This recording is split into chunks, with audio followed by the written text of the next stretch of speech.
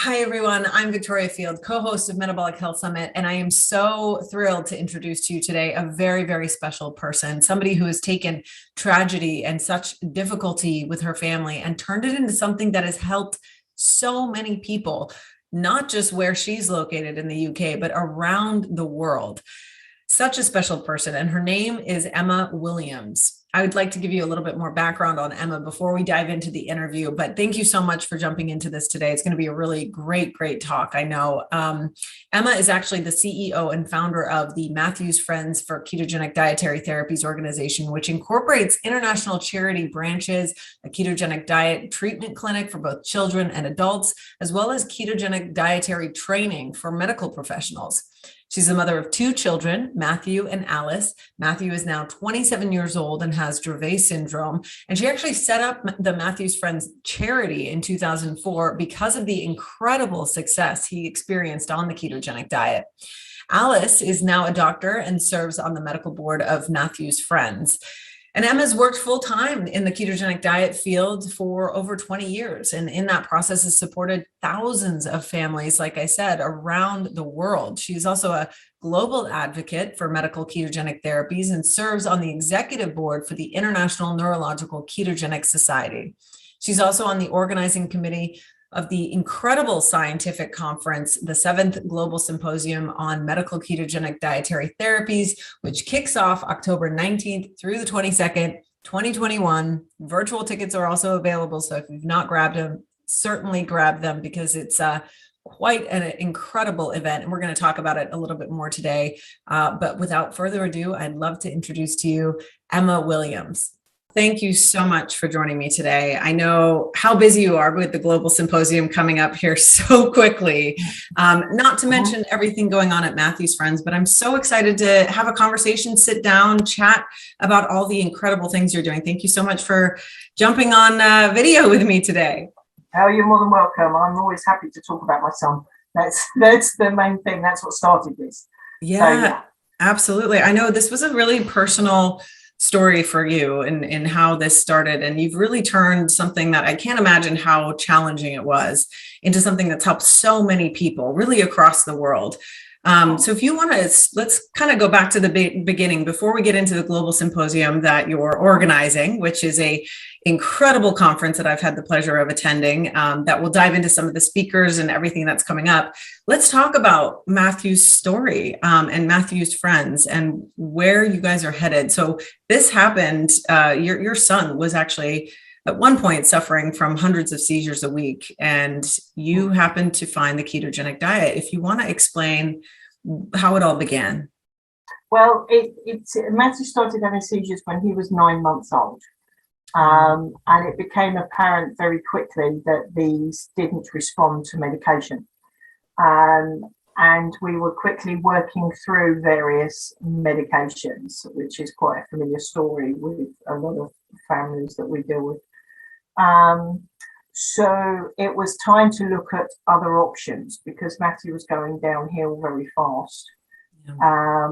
And the treatments they were providing were making things worse, not better. The side effects to these treatments, I was kind of losing my little boy. And this went on for sort of several years. But I first discovered the ketogenic diet and asked about it when Matthew was about 2 years old. And that's when I was told that it was rubbish. It didn't work. It was Hollywood hype. It was a disgusting diet. It's very unpleasant. And Matthew was suffering enough. So why on earth would I put him through this? So of course, as a first-time mum and you've got your baby there, you do as you're told. And you say, oh my God, I can't do this. I can't give my son this. So you carry on doing what you're told and giving him the medication, but then slowly realizing, well, hang on a minute, this isn't making him any better. This is actually making him a lot worse. And life was getting pretty miserable. The seizures were going up, and Matthew was having status epilepticus, so he was being rushed into hospital quite frequently. We kind of started to be on first name terms with the ambulance crews and the staff in the hospital. You know, it's like Matthew had his own room in there. And I remember being pregnant with my daughter, Alice, you know, spending most of my time in hospital with Matthew. It was just crazy. It was a crazy situation. You have like bags packed all the time, ready to go to hospital. You know, it's like pregnant mums have their bags packed for so many weeks, before they give birth. We just had them packed all the time because it was like, we don't know when Matthew was going to kick off again and how long it was going to last, whether he was going to need to be, have further treatment in hospital. And I've literally watched Matthew, seize for hours. And it got to the stage when he first started having seizures where you go, please God, let him be okay. Please God, don't take him because you think your child's going to die. And it got to the stage where his seizures were so bad that I was holding him going, please God, take him because I can't bear him going through this anymore. And I wouldn't wish that on any parent. No parent. I can't imagine how challenging as a new mom. It was horrific. It was heartbreaking. That was the thing, because you're so helpless. You were going with your child to the doctors going, there's my son, please make this stop. They couldn't tell me why it had started. They couldn't tell me why it wasn't stopping. The medications weren't working. And you keep getting told, we just add another medication. Or, we don't know the reason why. But by this time, Matthew's got scarring all over his brain, which is also causing seizures. So it was kind of a vicious circle with things. Anyway, it got to the stage where they were actually looking at putting him on meds that he'd already been on. And we'd already been through that cycle. And I was told that he would probably be dead by the age of 12. And if he wasn't dead by the age of 12, then he would probably need to be in a residential placement because I wouldn't be able to cope with him anymore because behaviour was off the scale and we had all these issues with him. And he would scream from 4 o'clock in the morning through till midnight. And, the only time you get any respite is when he had a seizure and fell asleep. And then you're going, for goodness sake, just have a seizure and have a rest. And to say that about your own child, you're like, this is crazy. Why am I thinking this? Because it was just so intense all the time. It was full on. And I was trying to bring up my daughter at the same time. And by this time, I was a single mum as well. So there was all this. Oh, so my it got gosh. to the stage that I went to the doctors, and it was actually after being in contact with the Charlie Foundation and Jim. So it was Jim and Nancy that pointed me in the right direction. Oh, wow. And I went in to the doctor and I went, I don't care how many more meds you start, I want to try the diet. I've got to tick that box because if I don't ever, I'm losing my son. It just felt like I was losing him. And I said, I've got to at least try. I don't care how disgusting it is, I've got to try. And for the first time, she actually turned around and she went, oh, well, actually, my colleague is starting a trial on the ketogenic diet. So I'll just put him forward for that if you really want to do it. And I'm like, yeah. So unbeknownst to me, down the corridor was a believer in the diet because this was my first big lesson. Because that's when I realised it wasn't the institution that you were under, it was who you were in front of and whether they were actually a diet fan or not. Right. And I was in front of somebody that wasn't. Wow. But thankfully, she sent me off to somebody who obviously was, because they were doing a ketogenic diet trial for children.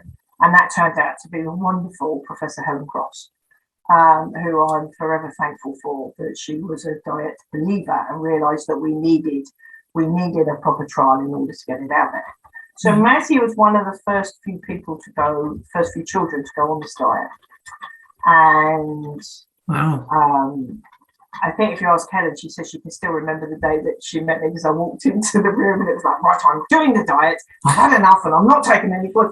And she went, it's okay. You're going to get it. It's fine. But I was so angry by that point. It was so stressful. And I was so determined. I can't imagine. I mean, that's traumatic what you went through as a family. Beyond traumatic. It was absolutely awful. My daughter had no quality of life either. So it doesn't just impact the child, but it has an effect on the whole family around. For sure. So Matthew was put forward for the diet and he started the classical ketogenic diet and he was 7 years old by this time. So we've lived with this for nearly 6 years of going through this roundabout and all the rest of it. Wow. So he was 7 years old, and within 2 weeks of starting the diet, his seizures had dropped by 90%, and then within 8 months, he was off all medication. He was a different boy. So he went from having hundreds of seizures a week of various types down to 3, 4, really short duration, lasted a couple of minutes, self-rectifying, in between that time, happy, cheerful, laid back. I was like, what's going on? Just transformed. And it was just It was a different boy. It was a different boy. And all of a sudden, we'd start having a quality of life. And obviously, when I first started doing the diet, it was very, very strict. And I was Liz Neal trained. My dietitian was Liz Neal, who was the trial dietitian. And she was very, very strict. And I love her to pieces, but she trained me, this is what you do. And it was daunting when I first started, but as soon as you get into the swing of it, right, it was fine. It was weighing food. Well, I can manage this, it's fine. And you start getting more comfortable with things. right. And Matthew was thriving. He was absolutely thriving. And how was that like for you to kind of see, it's essentially 7 years of suffering with your family. And then finally trying this diet with somebody down the hall who's open to it. What was that like for your family to see that massive change? Obviously, for all of us from Matthew, it was ecstatic. We were so pleased. It was such a good boy. He was so happy. We were all relaxed. It was chilled. You sort of were, the tender hooks were sort of beginning to drop off. Right. But you weren't sort of ready to go, thinking, this is great. So there was that euphoria in one respect, and then the rage set in with me big time, hugely. I was so angry. Angry. I bet. And I calculated that if I'd got the diet when I first asked for it when he was 2, I would have saved him over about 27,420 seizures on average. Gosh. And I was just like, I can't live with that number. No, I just can't do it. I can't do it. Wow. And I knew that the rubbish that I'd been told was being told to other families. It had to be. It just had to be. Wow. Yeah. So that was when I sort of went, all right, we need something like the Charlie Foundation in the UK. So here we go. Yep. So I went to Helen and Liz, asked them to be on the medical board, asked if they wanted to be part of it. Absolutely agreed and came on board. So we started Matthew's Friends back in 2004, and it started with a mission to sort of raise awareness. So that's how it just started. And we started by doing really small meetings and doing a little brochure, and then presenting, and I had some friends that joined me that come in, so we all got together, and then we started pushing out, and we kind of travelled the length and the breadth of the country, talking to doctors and meeting whoever would be and saying, listen, what about the diet? Why aren't you doing the diet? And then we got together with a few dietitians that were doing the diet at the time, were part of the trial and everything else. So it just started growing from there, but our main focus was obviously the support of the families. So we started with an online forum to begin with, and then people started finding us. And then it started with the education, which is a massive part. The only way we're going to get things changed is if we educate people. Right. Yeah. So we started, I think our first professional conference had about 35 people in attendance. Wow. Those 35 people, I'm sure, is a ripple effect to many others, right? And that's kind of how that snowball starts. And it has literally snowballed from there. But we have funded centres around the UK. We funded dietitians. We funded doctors. We funded, facility, anything that makes that centre work. So if they need some equipment, we give out starter packs to all the families.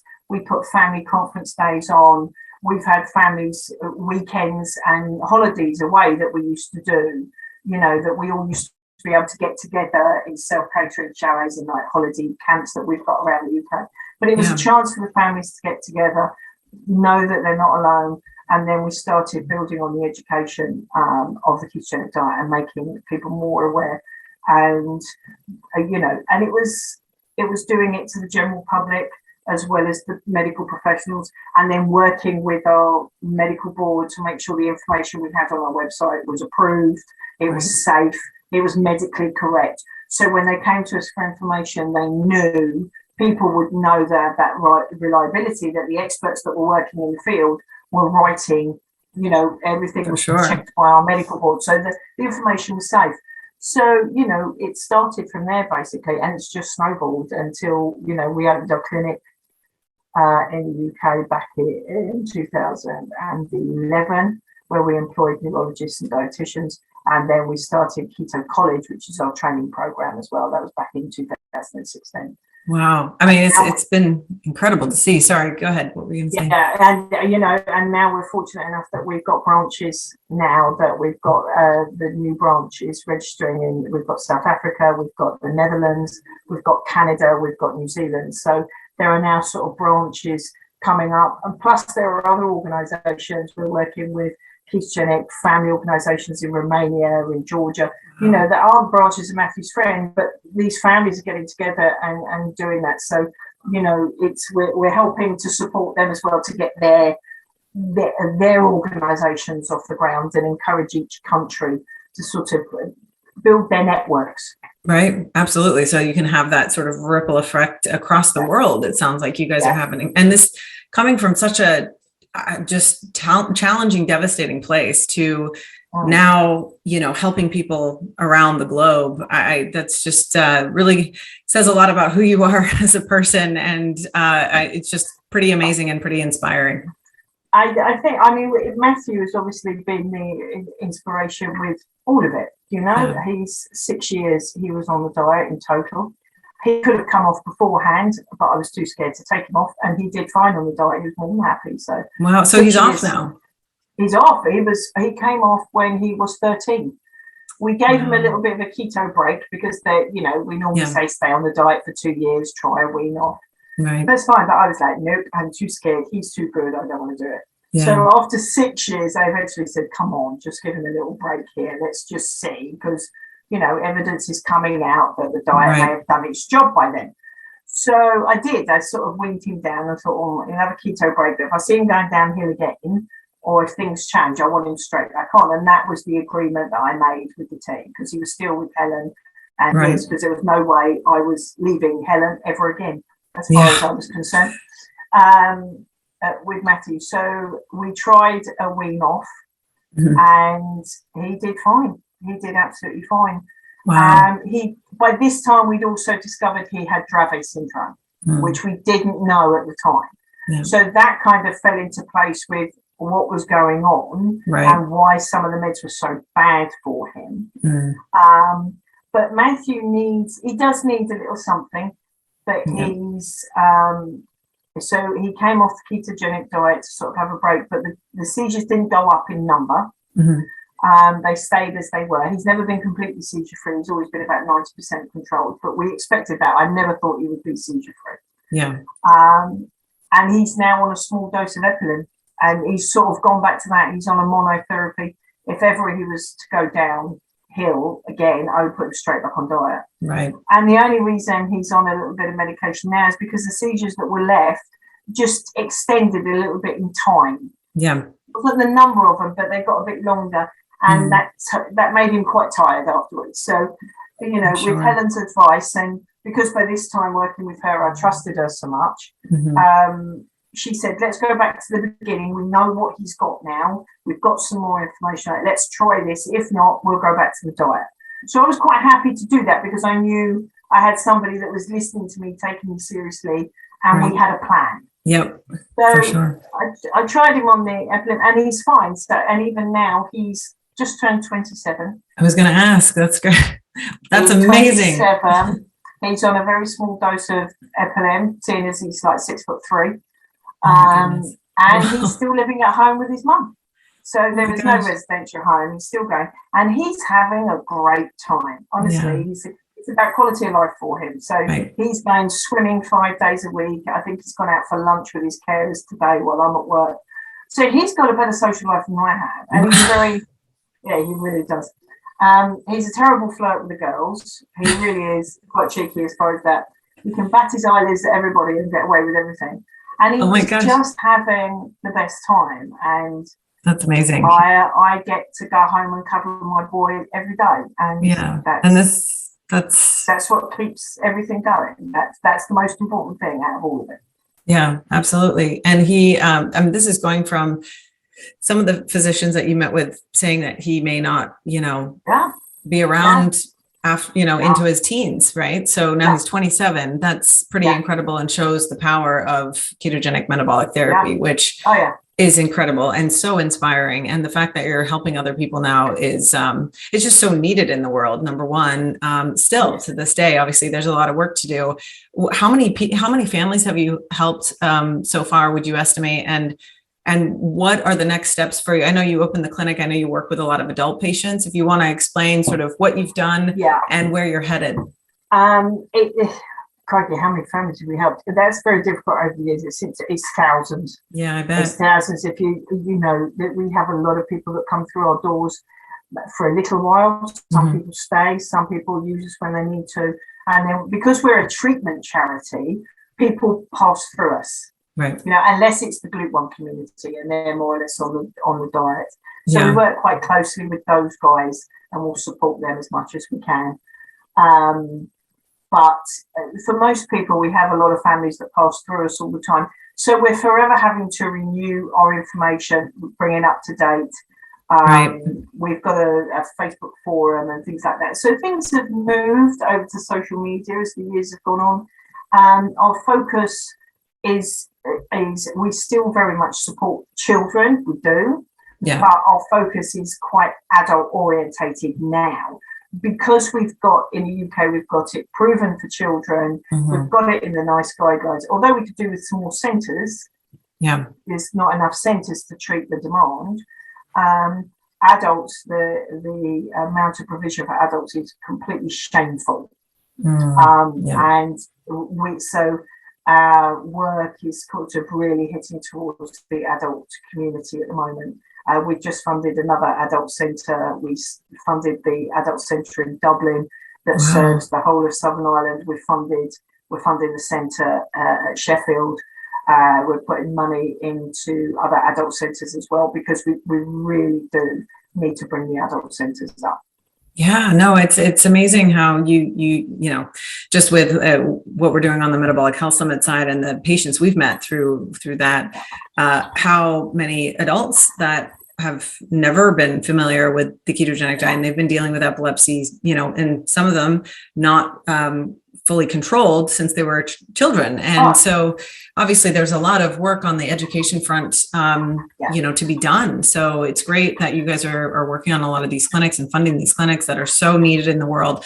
Talk a little bit about sort of your key features of your nonprofit and where your focus is. I know you've got clinics. I know you've got some incredible educational resources, but for somebody who's looking for help or guidance, what are some of the main things that you guys focus on as Matthew's Friends Charity?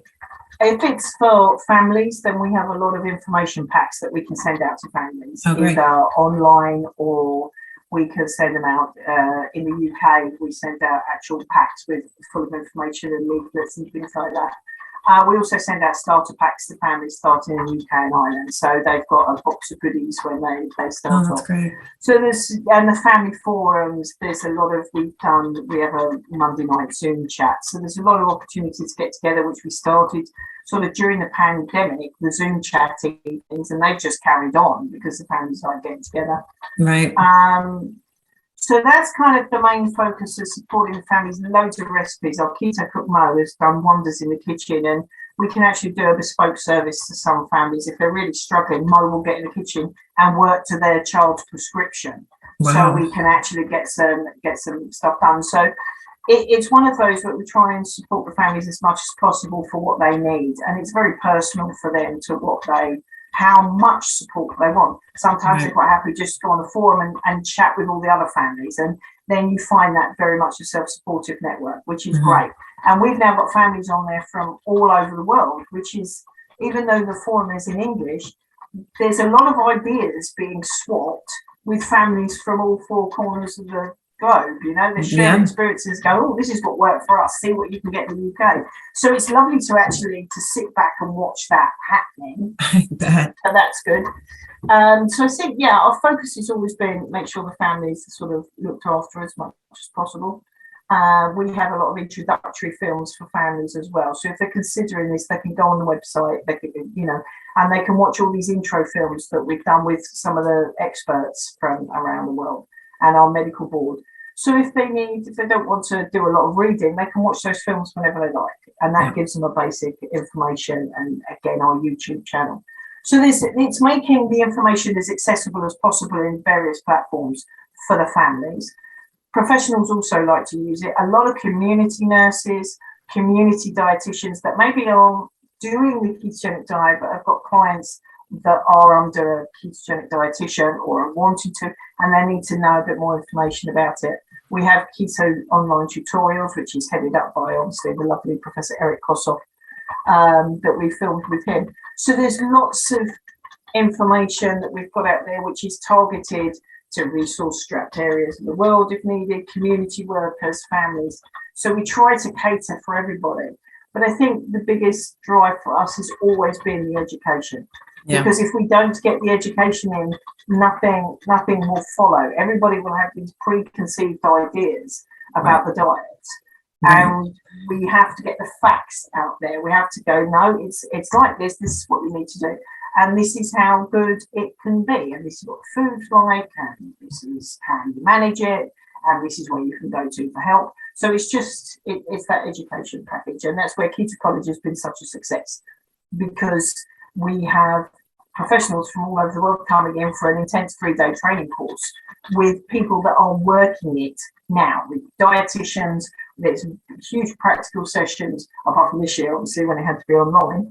But normally there's practical sessions, there's cooking, there's every dimension there, including a medical masterclass as well. So we're lucky that our medical board is so with us on this, and we've got international medical advisors as well. You know, Eric Kossoff comes in, and Mackenzie Savenko, you know, those guys, and those teams work with us as well as some of the leading European ones. So it's good. We've built up a wonderful network of professionals that work with us. That's great. And it's so needed to obviously have that tie to the medical community to make sure everybody's on board there, and to also educate other medical professionals and let them know that, hey, this is evidence-based, scientifically backed. This is what it's showing us, and why not try it? It's food, right? So at least make it a part of the conversation. And there's certainly still a lot of work to be done, especially within the epilepsy communities, especially within the adult populations, as you mentioned. And that's why each year, between you and the Charlie Foundation have taken turns organizing the Global Symposium, which is an incredible international scientific conference dedicated to ketogenic metabolic therapies that I've had the pleasure of attending actually in Banff, which was out of this world. It was lovely, Banff. Oh my gosh. First of all, what an amazing location. You guys hold this all over the world, really. Next year, or this year, next month rather, is going to be in Brighton. And let's talk about this, because this is an event that is really important to continue to spread the message within especially the medical communities. So talk a little bit about the event. And this is such a huge undertaking as a nonprofit you guys actually organized this year. And it's going off despite the pandemic, which I know has been a lot of work. The Global Symposiums are actually a biannual one, because I think the Charlie Foundation or us had to do this every year. We'd be having a nervous breakdown by now. Yes, every other year. Sorry, yes, that's correct. every 2 years is fine. Right. Together. I think what's unique about this is that, yes, it's the ketogenic dietary therapies or metabolic therapies, or however you want to call it, wherever you are. But it brings basic scientists together. It brings clinicians together. It brings families together. So you've got every aspect of how this works. And everybody's learning what everybody else is doing and how those cogs fit. And the beauty of this is that so much networking and so many other projects have come out of this, where you see these various teams getting together from around the world, or somebody comes up with an idea, and the poster presentations, you see what's going on as everybody submits their posters and goes, that's why we have the Matthews Friends Poster Prize there. So, it's the most innovative. What are people doing as far as advancing the ketogenic diet, or finding out why it's working, or different aspects to it. So it's really grown in its popularity, and it's just a lovely meeting to get together, and it's nice to see new people coming in, and you're seeing these new people now getting excited about ketogenic dietary therapies, about using something other than medication that could help these conditions. And we're now seeing where ketogenic therapies could help with Alzheimer's or autism and cancer and all these other things. Diabetes, there's a big talk on diabetes this year. You know, all these other things are coming in. You know, even though it's recognized for epilepsy, and we've still got a lot of work to do in that area. But it's fascinating to see how it's coming in and how these people are working together and where it's going to go. So I'm kind of excited for the future. And we're kind of a year late on this one because a pandemic got in the way last year. This was supposed to be last year. So, but in another respect, it's a good thing because we actually are holding it in the 100th year of the ketogenic diet. Right. So it's a double-edged sword. We're holding a hybrid this year, so people can attend virtually if they're not comfortable travelling. But we're also looking, I think we've got about 200 people coming to Brighton as well, which is going to be so lovely to see people face to face for a change. So we're kind of excited about it, but it is taking a lot of work. But these do, but it is so worth it when you come away. You're absolutely exhausted by the end of it. But you just know from these meetings that a whole new load of projects are going to be undertaken. Right. There's going to be new people involved that are going to be picking up that baton and running with it. Because, none of us are getting any younger. Well, I'm certainly not. And I'm excited to see where they're going to go with this and what they're going to bring to the party. And see, where the diets are going to develop, what's going to develop, what's going to be found out. So that side of it's very exciting. So it will be lovely to see everybody. Yeah. Oh, absolutely. Coming together again is something we're really excited about as well. And I know it's going to be an incredible meeting, like it always is. You guys do such a phenomenal job. And you want to mention some of the speakers that are going to be coming out. I know you've got some really, really wonderful professionals that are going to be speaking this year. Well, we have. It's chaired, obviously, by Professor Helen Cross. Right. So who else would we have? So she's chairing the meeting, and then we have Professor Yong Rowe, who is an expert in the field. Eric Kossoff, can't have a meeting without Mr. Kossoff. Mackenzie speaking. There's without having the program in front of me, which I'm going to get because I've got lots of lists. You have got quite a few. We've got Sarah Holberg that's talking on diabetes. Oh, that's great. We've got Adrian Sheck, who's talking about utilization in brain cancer. We have migraine that's being covered by Dr. Cherubino Di Lorenzo from Italy. So we've got speakers coming from all over the world. So the program is up on site without me actually reciting it with everybody, but it's definitely worth going to globalketo.com and being able to find the program and see what's there. And you can book online. It's not too late. In person. Come in person. Right, there you go. In person and digitally, right? Registration's not shut yet, so you're okay. That's great. That's great. And it's really exciting. There's a new development for you guys. There's a new professional organization, a new society, actually, that's come to be, the International Neurological Ketogenic Society, or INCS. Do you want to share a little bit about that and what the future is for the Global Symposium with this exciting new society that's just formed? Well, INCS is something I'm quite excited about. I'm very proud to be one of the startup members, if you like. That's great. Again, this is looking towards the future and bringing people in all over the world to this society and getting them involved at an early time. I'm not going to say too much about it because obviously Professor Yong Rowe is going to officially sort of talk about INCS at the meeting. Yes. So you'll be able to read more about it. You'll have to go. There is a page. You have to go. You will. You can read more about it on the Global Keto website. But it's about bringing young people in, getting them involved, and looking where we're going to the future. And as things have grown, it makes sense to form this society from experts from all over the world, and then bring.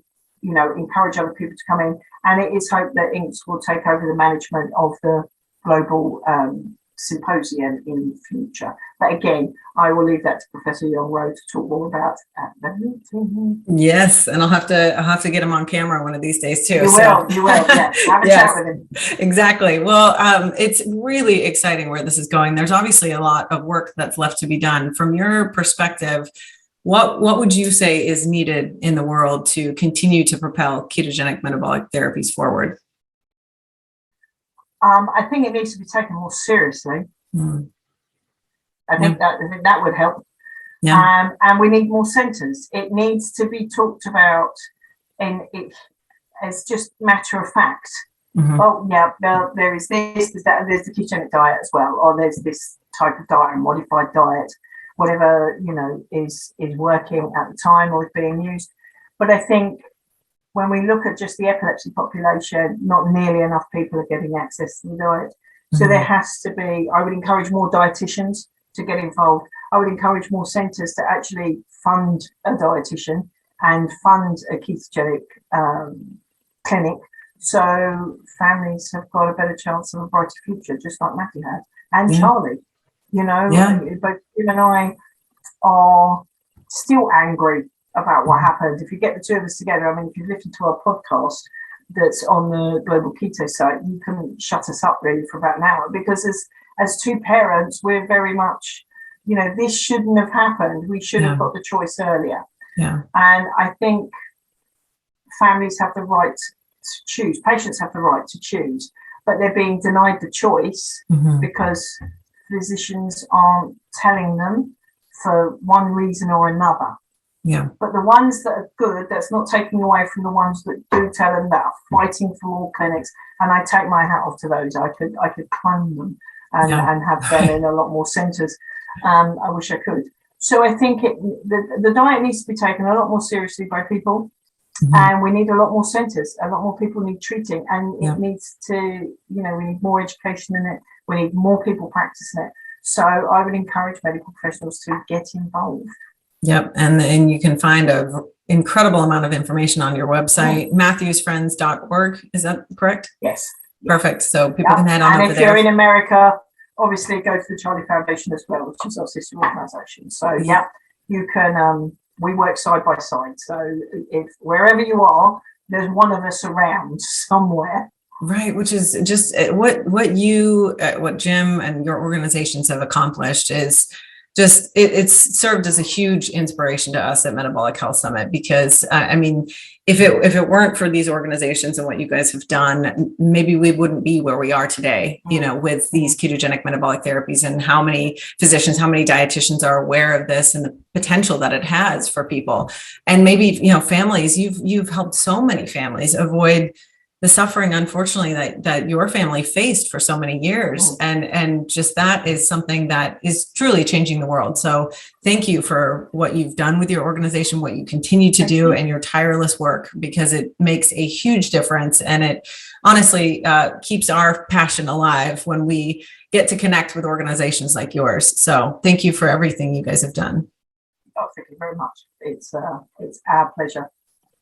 Absolutely. It's where can people give us some information? I know you briefly mentioned where are some of the best places they can find information about Matthew's Friends. I know we just mentioned your website, but are there other locations that people can find you, the Global Symposium?